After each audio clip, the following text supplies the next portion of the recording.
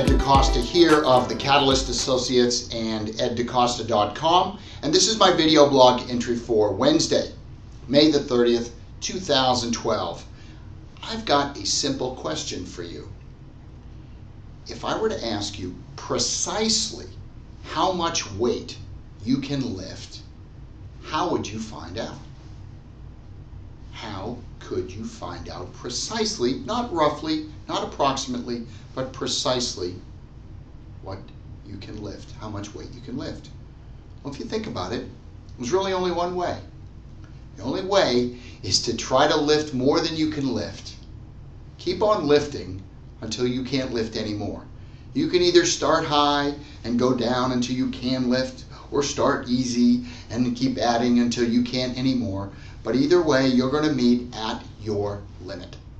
You say, this is how much I can lift, and this is how much I cannot lift, at least at that given moment. But the point is this. There's a principle underlying this, and it pertains to way more than just our physical strength.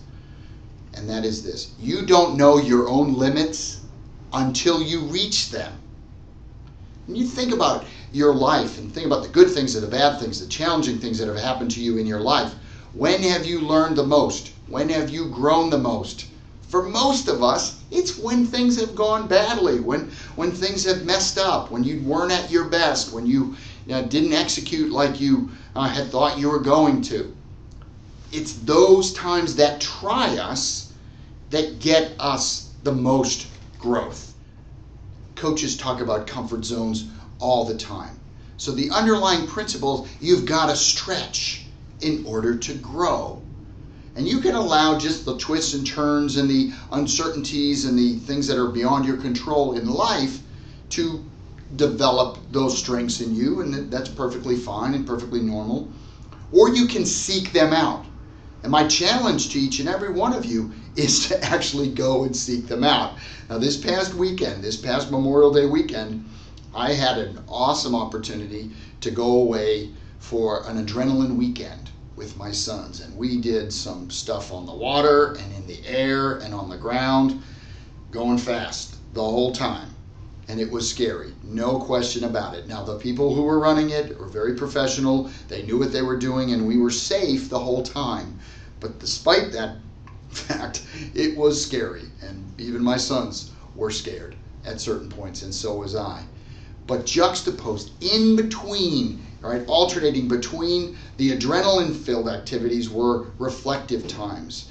Times where we were to be introspective and really think about who we are and what our values are and who we want to be, and all of these standard questions that I've been through hundreds of times in various workshops and seminars, some of them that I've led.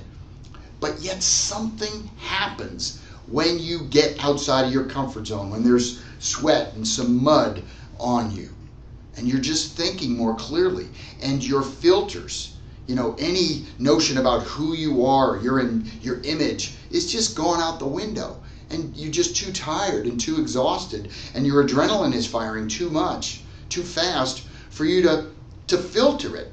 So what do? You get more raw information, more integrity, more authenticity, and then you can use that.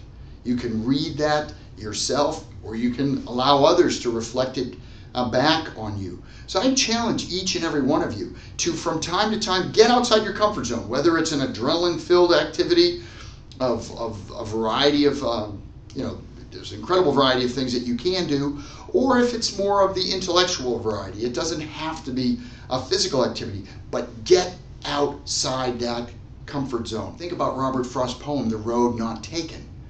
Two roads diverged in a wood, and I took the road less traveled by, and that has made all the difference.